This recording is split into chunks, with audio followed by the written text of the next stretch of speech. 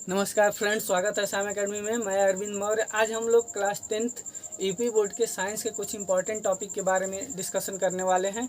और आज का जो हमारा टॉपिक रहेगा वो रहेगा मॉडल पेपर, यानी कि जो अमर उजाले पेपर न्यूज़पेपर के पेपर में जो दिया हुआ था मॉडल पेपर, उसी को हम लोग यहाँ पे सॉल्व करने वाले हैं। और ये जो पोर्शन ख है जिसमें कि रसायन विज्ञान के क्वेश्चन को हम लोग यहाँ पे सॉल्व करने वाले हैं। अब देखिए फर्स्ट क्वेश्चन जो है बहुविकल्पीय क्वेश्चन है। इसमें दिया है कि निम्नलिखित अभिक्रिया संपादित होती है, यानी कि सिल्वर ब्रोमाइड सॉलिड फेज में है। इससे क्या बन रहा है, हमारा सिल्वर का फॉर्मेशन हो रहा है और ब्रोमीन जो है वो भी निकल रहा है वेपर्स फॉर्म में।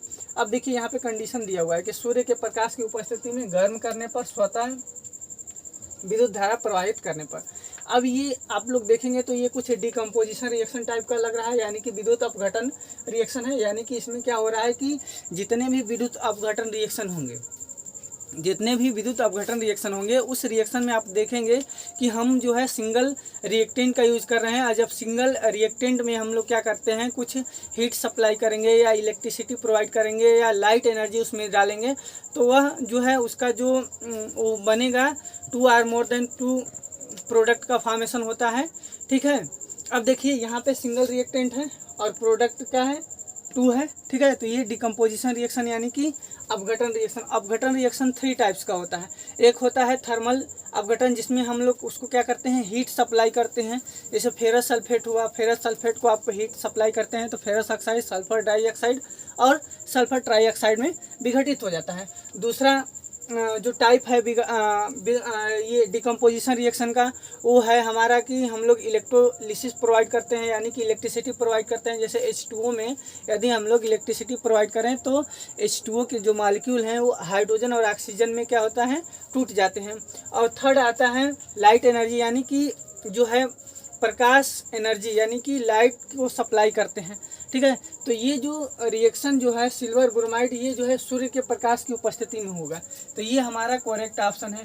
देखिए सिल्वर ब्रोमाइड हुआ, सिल्वर ब्रोमाइड या सिल्वर आयोडाइड हुआ या सिल्वर क्लोराइड, इसकी अगर रिएक्शन दिया हो, ठीक है, और ये कंडीशन पूछे कि किस कंडीशन में ये निकल रहा है, तो ये इसमें आप लोग देखेंगे कि जब इस पर लाइट एनर्जी दिया जाता है, लाइट एनर्जी यानी कि HNU या यूवी लाइट, ठीक है, यूवी लाइट जब प्रोवाइड किया जाता है तो ये सिल्वर, और ये अगर Cl2 रहेगा तो Cl2 में होगा, Br2 रहेगा तो Br2 में हो जाएगा, और I2 रहेगा तो I2 में ब्रेक हो जाएगा। तो ये ध्यान रखिए, जितने भी सिल्वर ब्रोमाइड हो, सिल्वर क्लोराइड हो और सिल्वर आयोडाइड हो, तो इसका जो कंडीशन होगा वो सूर्य के प्रकाश की उपस्थिति में। ये तो हमारा ऑप्शन नंबर क्या हुआ, ए करेक्ट हुआ।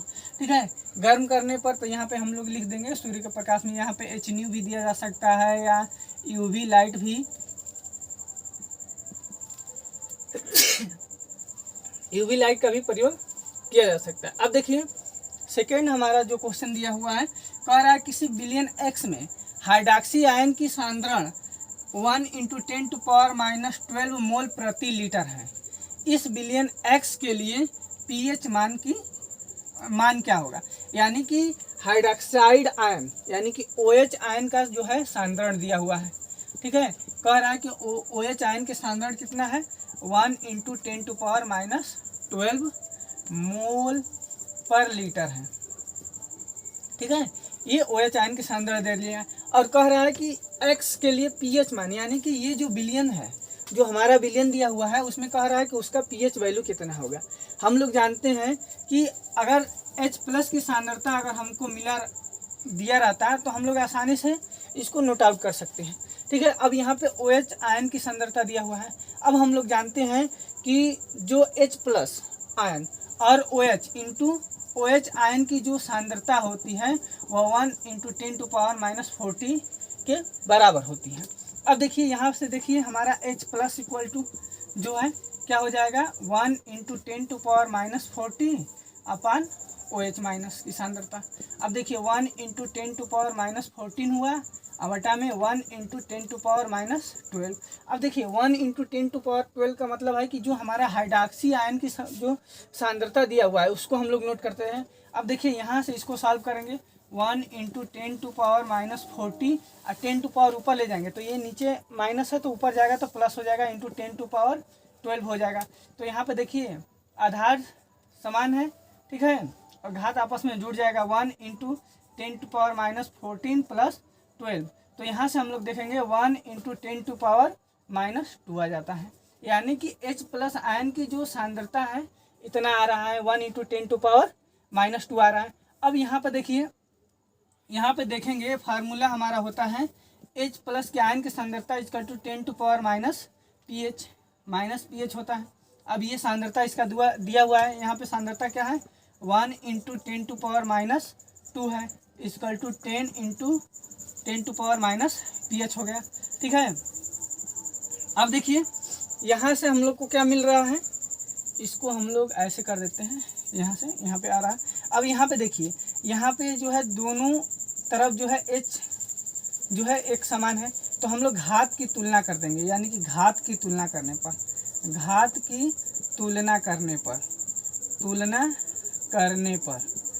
की जब तुलना करेंगे तो माइनस pH इक्वल टू -2 होगा, तो pH इक्वल टू क्या हो जाएगा 2 हो जाएगा। इसलिए बिलियन की जो x के लिए pH मान क्या होगा +2, यानी कि ऑप्शन नंबर जो है सी सही हो रहा है। अब देखिए pH वैल्यू यदि 7 से,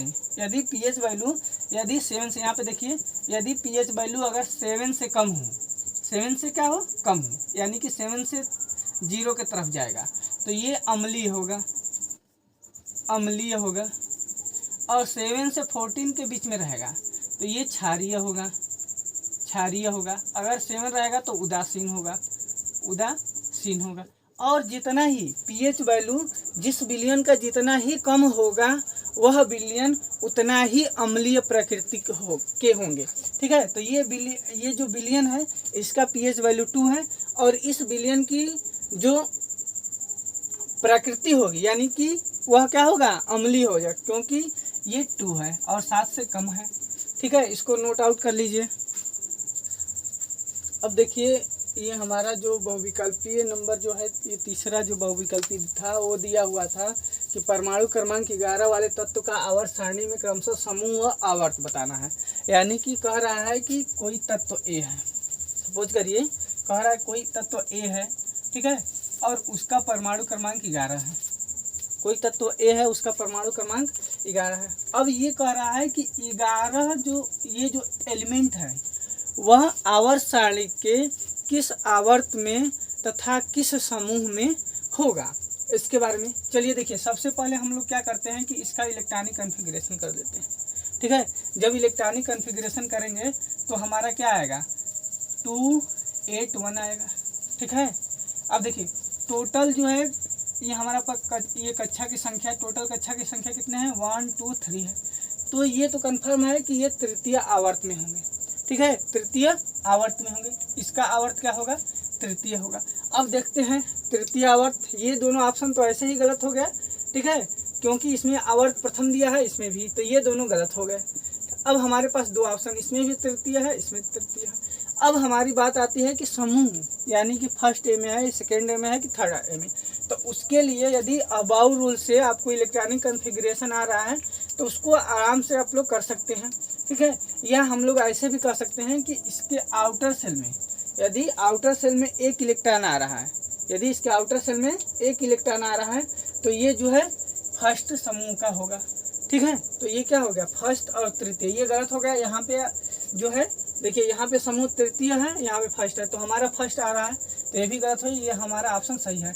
यानी कि कह रहा है कि परमाणु क्रमांक 11 वाले तत्व का आवर्त सारणी में क्रमशः समूह और आवर्त है, तो इसका बी ऑप्शन सही हुआ कि फर्स्ट समूह यानी कि पहला समूह और तृतीय आवर्त का ये जो तत्व है। और ये तत्व अभी आप लोग जानते हैं कि ये जो है सोडियम होता है, सोडियम का जो है परमाणु क्रमांक 11 होता है, और सोडियम जो है तृतीय आवर्त के तत्व है।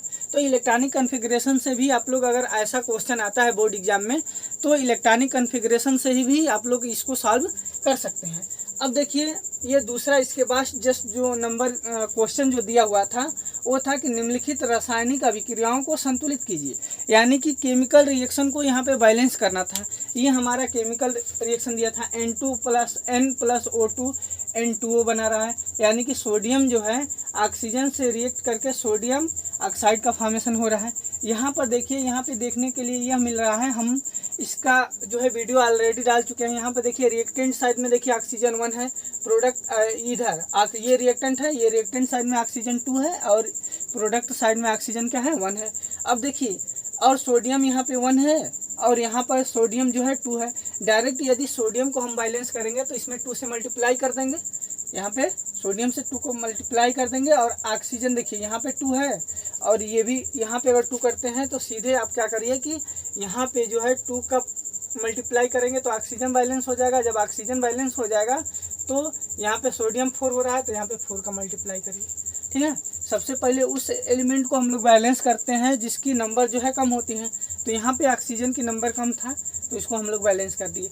अब देखिए ऐसे कोई भी रहेगा ना, किसी भी हम लोग सब्सटेंस का जो है रिएक्शन इसको बैलेंस कर सकते हैं, कोई भी रिएक्शन देगा उसको ऐसे ही करके बैलेंस किया जा सकता है। दूसरी बात है कि कभी कभी ऐसे भी क्वेश्चन पूछा जा सकता है कि ये कौन सा टाइप का रिएक्शन है।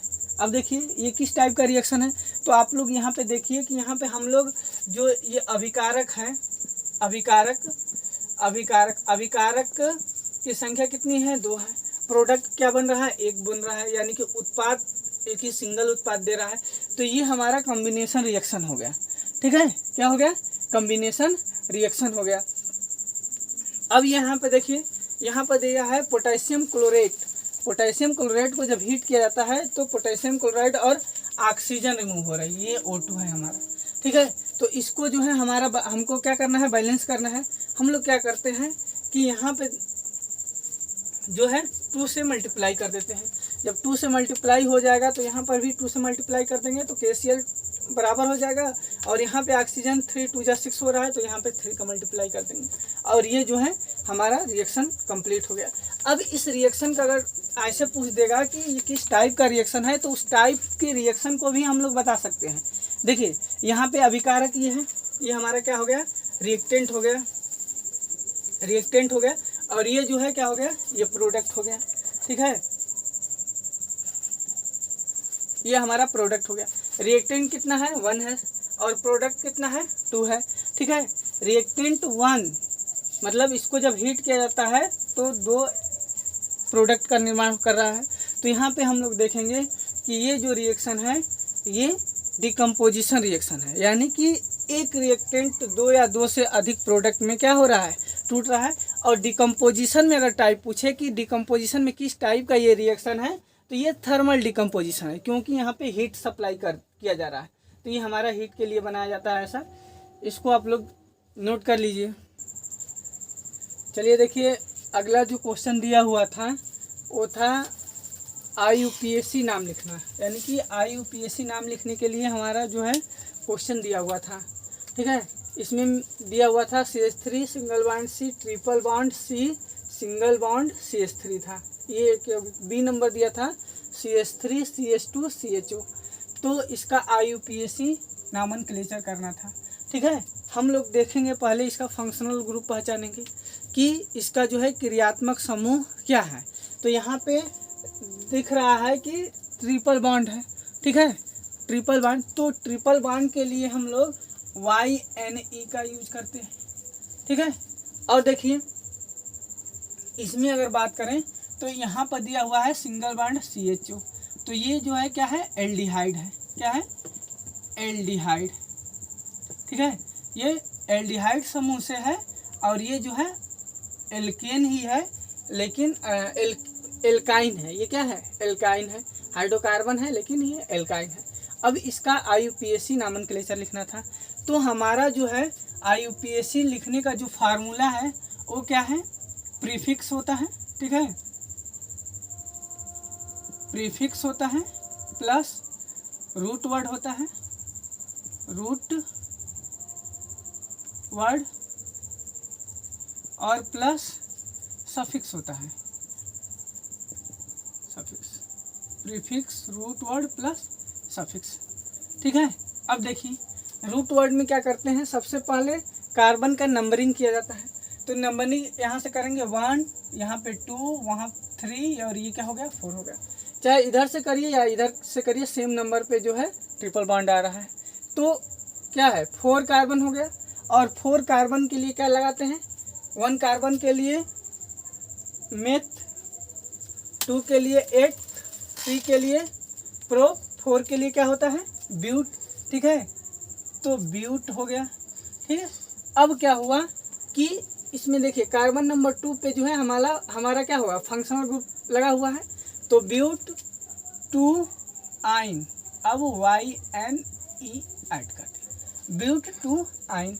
ठीक है, या हम लोग सिंपली इसको कह सकते हैं ब्यूटाइन 2, ब्यूटाइन 2 दोनों कहिए, दोनों में कोई दिक्कत नहीं है। ब्यूटाइन 2 कहिए या ब्यूट 2 आइन कहिए, दोनों क्या है सेम है।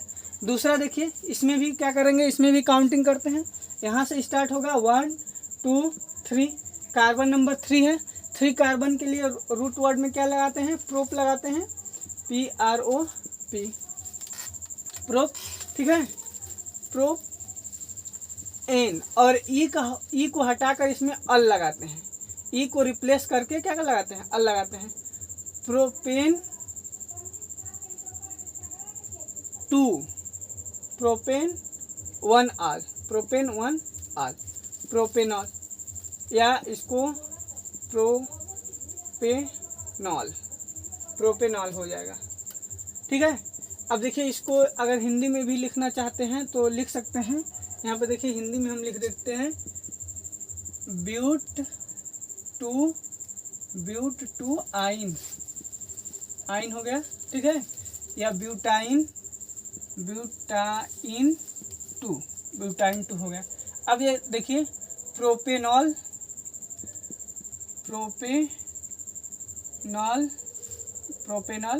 2 हो जाएगा, या इसको लिख सकते हैं, भी लिख सकते हैं प्रोपेन 2 आल। ठीक है, प्रोपेन 2 आल लिख देंगे, यहाँ पे आल लिख देते हैं, प्रोपेन 2 आल। ठीक है, तो ये हमारा IUPAC नोमेनक्लेचर हो जाएगा। अगला जो क्वेश्चन दिया हुआ है ये कह रहा है कि धावन सोडा का रासायनिक नाम तथा अणु सूत्र लिखिए। ठीक है, धावन सोडा का हमको क्या करना है, रासायनिक नाम लिखना है और इसका अणु सूत्र लिखना है। तो रासायनिक नाम क्या होता है, देखिए धावन सोडा का रासायनिक नाम, धावन सोडा का रासायनिक नाम, रासायनिक नाम। ठीक है, धावन सोडा का रासायनिक नाम, तो धावन सोडा का रासायनिक नाम होता है हमारा sodium carbonate, sodium carbonate decahydrate, decahydrate. ठीक है, सोडियम कार्बोनेट डेकाहाइड्रेट यानी कि धावन सोडा का रासायनिक नाम है। अब देखिए इसका अणुसूत्र कह रहा है, अणुसूत्र को देख लीजिए, अणुसूत्र हो गया। ठीक है, अब इसका अणुसूत्र क्या होता है, सोडियम कार्बोनेट यानी कि Na2CO3 × 10, डेका का मतलब 10, हाइड्रेट का मतलब H2O, यानी कि सोडियम कार्बोनेट के साथ 10 H2O जो है 10 मॉलिक्यूल वाटर का होता है, तो उसको हम लोग बोलते हैं सोडियम कार्बोनेट डेकाहाइड्रेट बोला जाता है। अब देखिए, अब इसको हम लोग देखिए कि भारत में कहाँ कहाँ पर ये मिलता है। यहाँ पे राज्य देख लीजिए, यहाँ पे उत्तर प्रदेश में मिलता है, उत्तर प्रदेश में, यानी कि इसको उत्तर प्रदेश में भी मिलता है, ये बिहार में भी मिलता है, बिहार और राजस्थान।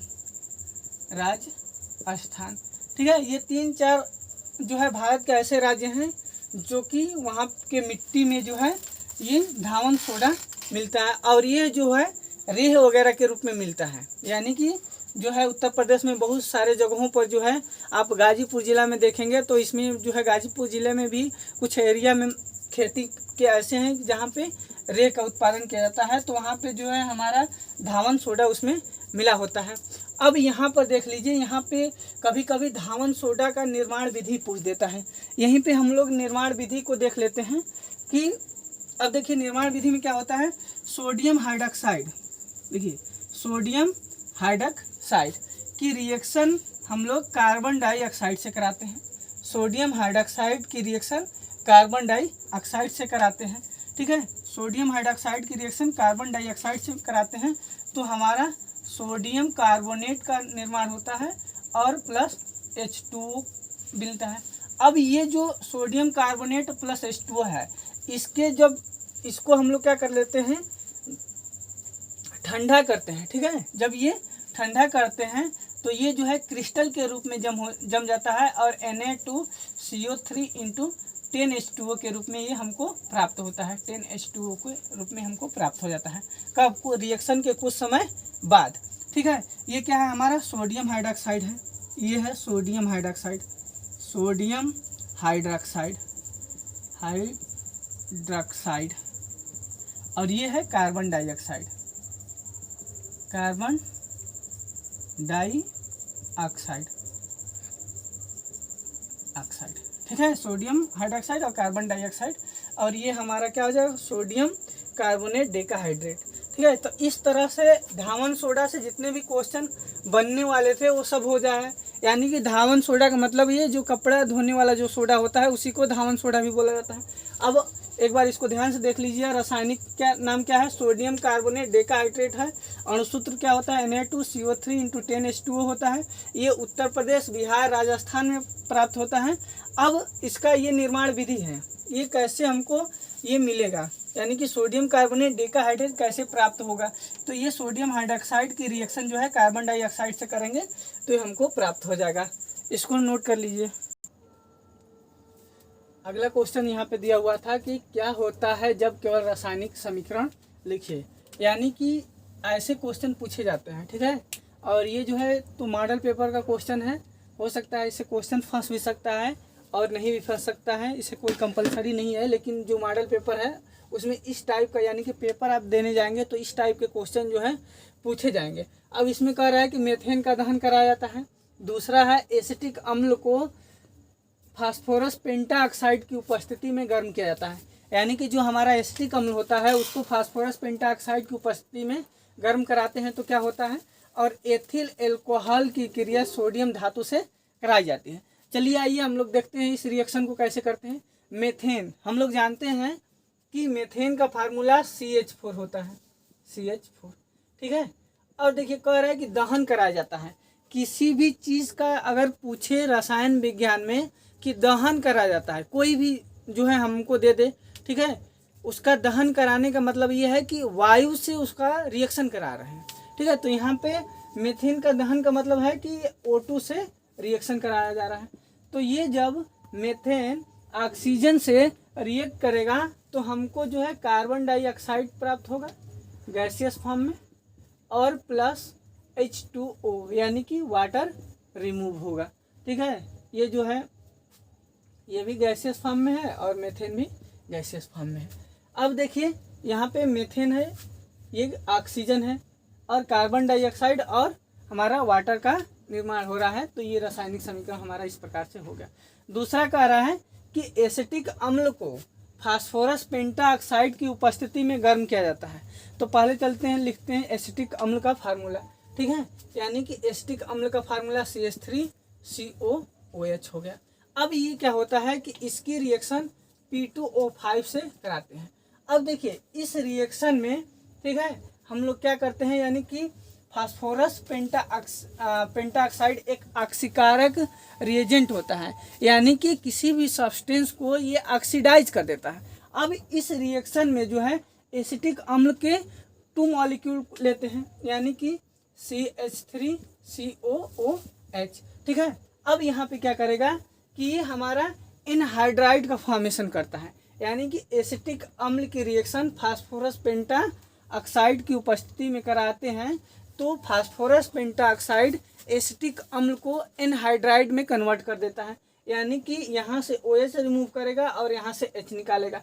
तो हमारा क्या हो जाएगा, CH3C CO, देखिए यहाँ पर सिंगल बॉन्ड O C और ये CH3 हो गया। तो ये है एनहाइड्राइड का निर्माण हो गया। ये क्या हो गया, एनहाइड्राइड, ठीक है, और प्लस H2O। ये हमारा जो है रिएक्शन यहाँ से ये कंप्लीट हो गया। यानी कि एसिटिक अम्ल को फास्फोरस पेंटाऑक्साइड की उपस्थिति में गर्म किया जाता है। तो ये हमारा इस प्रकार से रिएक्शन हो रहा है। अगला रिएक्शन कह रहा है कि एथिल एल्कोहल की क्रिया सोडियम धातु से कराई जाती है। अब एथिल एल्कोहल की फार्मूला क्या होगा, एल्कोहल जिसमें हाइड्रोक्सी ग्रुप लगा हो, OH समूह लगा हो, और एथिल एल्कोहल यहाँ पर CH3, यहाँ पर देखिए CH3 CH2, इसको हम लोग ऐसे भी नोट कर सकते हैं C2H5OH, ठीक है। ये हमारा एथिल एल्कोहल है। इसकी जब रिएक्शन हम लोग किससे करा रहे हैं, सोडियम धातु से करा रहे हैं, प्लस Na से करा रहे हैं, ठीक है। चाहे इसको लिखिए या इसको लिखिए, बात एक ही है, ठीक ना। इस तरह से भी लिखा जा सकता है। इसको सोडियम धातु से कराते हैं। अब यहाँ पे क्या करता है, जब किसी भी एल्कोहल की अभिक्रिया, चाहे मेथिल एल्कोहल हो, एथिल एल्कोहल हो या प्रोपिल एल्कोहल है, उसकी यदि अभिक्रिया हम लोग सोडियम धातु से कराते हैं तो सोडियम धातु क्या कर देता है कि वहाँ से जो है हाइड्रोजन गैस को रिमूव कर देता है, यानी कि और कुछ इस प्रकार से कंपाउंड का फॉर्मेशन कर देगा, ONA बना लेगा और प्लस H2O, ठीक है, केवल H2 यानी कि हाइड्रोजन गैस निकालेगा, ठीक है, और ये सॉलिड फॉर्म में हो जाएगा। ये कंपाउंड जो होता है उसको सोडियम एथॉक्साइड बोलते हैं, सोडियम एथॉक्साइड, ठीक है, सोडियम एथॉक्साइड हो गया। इसको ऐसे भी लिखा जा सकता है C2H5ONA, ये हमारा सोडियम एथॉक्साइड हुआ, ठीक है। अब इसको बैलेंस करने के लिए यहाँ पे 2 का मल्टीप्लाई कर दीजिए, यहाँ भी 2 कर दीजिए, और ताकि जो है हाइड्रोजन गैस अच्छे से रिमूव होगा, ठीक है। तो इस प्रकार से ऐसे और जो है आएगा रिएक्शन, तो आप लोग कर सकते हैं, ठीक है। इसको नोट कर लीजिए। अब देखिए अगला यहाँ पे देखिए अगला क्वेश्चन दिया था, दीर्घकार आवर्त सारणी की विशेषताएं क्या होती हैं। हम लोग जानते हैं कि जो है मेंडलीफ की, पहले तो पीरियोडिक टेबल मेंडलीफ ने भी अपना रूल दिया था, या मेंडलीफ की पीरियोडिक टेबल आया। इसके बाद मेंडलीफ के पीरियोडिक टेबल में कुछ कमियां हमको प्राप्त हुई, ठीक है। उन कमियों का संशोधन जो है हेनरी मोजले ने किया था, और हेनरी मोजले ने एक दूसरा जो है आवर्त सारणी का निर्माण किए, जिसको आधुनिक आवर्त सारणी के नाम से जाना जाता है। अब इसके बाद क्या हुआ कि जो हेनरी मोजले ने अपना आवर्त सारणी दिए थे, उनमें कुछ कमियां हो गई, ठीक है। उन कमियों को दूर करने के लिए नील्स बोर ने क्या किया कि कुछ रूल अप्लाई किए, और नील्स बोर ने जो है दीर्घकार आवर्त सारणी का रूप दिया। अब देखिए इस आवर्त सारणी में क्या था कि इस आवर्त सारणी में 7 आवर्त और 18 जो है वर्ग या समूह में बांट दिया गया, यानी कि दीर्घकार आवर्त सारणी में 7 आवर्त और 18 जो है वर्ग थे। इसके बाद क्या किया गया कि दीर्घकार आवर्त सारणी में तत्वों में जो है धातु और अधातु को अलग अलग दिखाया गया कि ये धातु हैं, ये अधातु हैं, ये उपधातु हैं। यानी कि इसमें ऐसी व्यवस्था की गई जिससे कि हम लोग को मालूम चल जाए कि धातु कौन सा है, अधातु कौन सा है और उपधातु कौन सा है। सबसे बड़ी बात क्या है कि इस आवर्त सारणी में जो है 18वें वर्ग, यानी कि जिसको हम लोग शून्य समूह के नाम से भी जानते हैं, 18वें वर्ग में जितने भी अक्रिय गैसें थी, जैसे हीलियम, नियॉन, आर्गन, क्रिप्टॉन, जेनान, इन सबको जो है 18वें वर्ग में एक ही स्थान पर रखा गया। और इसमें क्या हुआ कि ये जो दीर्घकार आवर्त सारणी थी, ये जो है इसको 4 ब्लॉक में डिवाइड किया गया, S block, P block, D block और एफ ब्लॉक, ठीक है।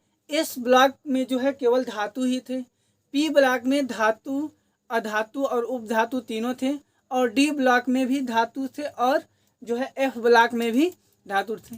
अब देखिए डी ब्लॉक के तत्वों को संक्रमण तत्व कहा जाता है। कभी कभी एग्जाम में पूछा जाता है ऐसे कि संक्रमण तत्व किसे कहते हैं, तो डी ब्लॉक के तत्वों को संक्रमण तत्व कहा जाता है।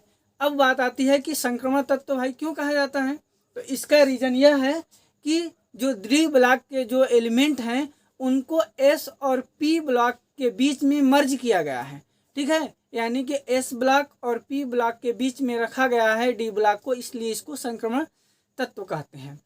दूसरी बात है, ठीक है, अब इसमें क्या हुआ कि जो हमारा हेनरी मोजले का यानी कि आधुनिक आवर्त सारणी था उसको वर्ग में उन्होंने हेनरी मोजले ने डिवाइड किया था, वर्ग ए वर्ग बी में, लेकिन जो है दीर्घकार आवर्त सारणी में वर्ग ए और वर्ग बी का कोई रीजन नहीं रहा, इसको जो है वर्ग में इन्होंने बांट दिया।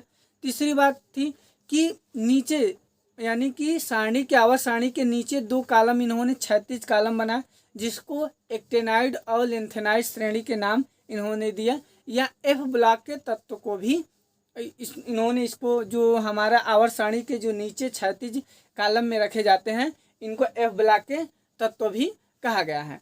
अब देखिए वही चीज़ यहाँ पे लिखा गया है कि दीर्घकार आवर्त सारणी में 7 आवर्त और 18 वर्ग हैं, ठीक है। इस आवर्त सारणी में धातु धातु यहाँ पे देखिए धातु अधातु को अलग अलग रखा गया है। संक्रमण तत्व एस और पी ब्लॉक के मध्य रखा गया है। अक्रिय गैसों को आवर्त सारणी के दाईं ओर शून्य वर्ग यानी कि 18वें वर्ग को शून्य वर्ग कहा जाता है में रखा गया है। ए और बी वर्ग उपवर्गों को अलग अलग कर दिया गया, ठीक है, उपवर्ग ए को अलग कर दिया गया और बी को क्या कर दिया गया, अलग कर दिया गया। लेंथेनाइड और एक्टेनाइड तत्वों को आवर्त सारणी के बाहर नीचे रखा गया है। अब देखिए इसका एक प्रारूप हम बना देते हैं, यहाँ पे देख लीजिए।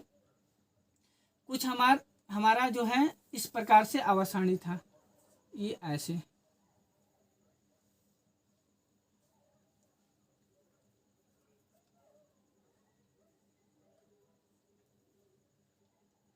ठीक है, ये हमारा कुछ ऐसे था।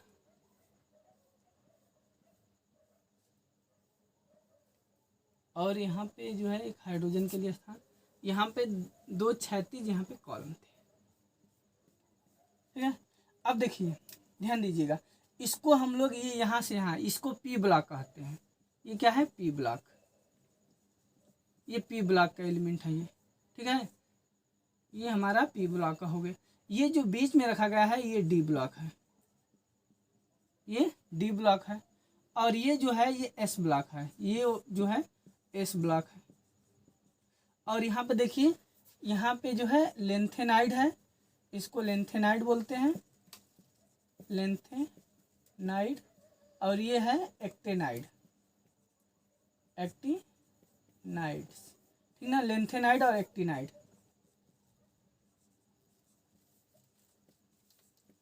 और इन दोनों को हम लोग एफ ब्लॉक के एलिमेंट भी बोलते हैं, एफ ब्लॉक, ठीक है, लेंथेनाइड और एक्टिनाइड, ठीक है। यहाँ पे देखिए डी ब्लॉक यानी कि यहाँ पे जो इस ये वाले रीजन जो है ये संक्रमण तत्व है, ठीक है, ये पी ब्लॉक है और ये क्या है, एस ब्लॉक। और एफ ब्लॉक को नीचे जो है क्षैतिज कॉलम बनाकर यहाँ पे 2 कॉलम, एक लेंथेनाइड का और एक एक्टिनाइड का यहाँ पे रखा गया है। इस प्रकार से यह दीर्घकार आवर्त सारणी की विशेषताएं हो गई, ठीक है। इसमें जो है देखिए यहाँ पे ये पूरे धातु हैं, यहाँ से ये वाला एरिया पूरा धातु है, इसमें से यहाँ ऐसे कुछ आकर ऐसे जो है धातु हैं, बीच में जो है उपधातु हैं, और इधर जो है ये 18वें वर्ग है यानी कि शून्य समूह है, शून्य समूह है, समूह। इसमें जो है helium, neon, argon, krypton, xenon, radon और डॉट और है, ठीक है। इस तरह से ये हमारा दीर्घकार आवर्त सारणी, और दीर्घकार आवर्त सारणी जो है इलेक्ट्रॉनिक विन्यास के पर आधारित था, और इसको जो है नील्स बोर ने दिए थे, ठीक है, इसको नोट कर लीजिए।